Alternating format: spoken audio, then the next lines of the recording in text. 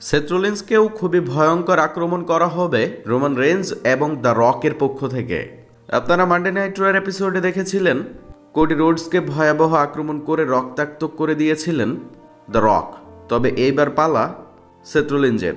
Roman range এবং রকের পথের কাটা হচ্ছেন কোডি রোডস এবং সেথ্রোলিন্স। বিশেষ করে রোমান রেঞ্জের সবথেকে বড় শত্রু হচ্ছে কোডি রোডস।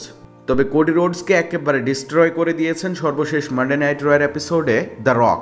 কোডি রোডসকে খুবই ভয়াবহ আক্রমণ করে রক্তাক্ত করে দেওয়া হয়েছিল। তবে এইবার পালা সেথ্রোলিন্সের। সেথ্রোলিন্স তিনিও রোমান রেঞ্জ এবং রকের অনেক বড় একজন শত্রু। সেথ্রোলিন্স বারবার চেষ্টা করছেন রোমান রেঞ্জ এবং রকের ক্ষতি করবার। তো রেসেলমেনিয়ার পূর্ব মুহূর্তে দ্য রক এবং রোমান রেঞ্জ অবশ্যই চাইবে রেসেলমেনিয়ার আগে অন্তত একটি বারের জন্য হলেও খুবই ভয়াবহ আক্রমণ করতে সেথ্রোলিন্সকে, যেমনটা করা হয়েছিল কোডি রোডসের সঙ্গে। তো খুব শীঘ্রই হয়তোবা মানডে নাইট র অথবা স্ম্যাকডাউনে রোমান রেঞ্জ এবং রক তারা দুজনেই আসবেন।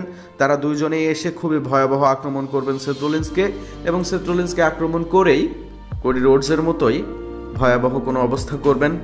ধন্যবাদ।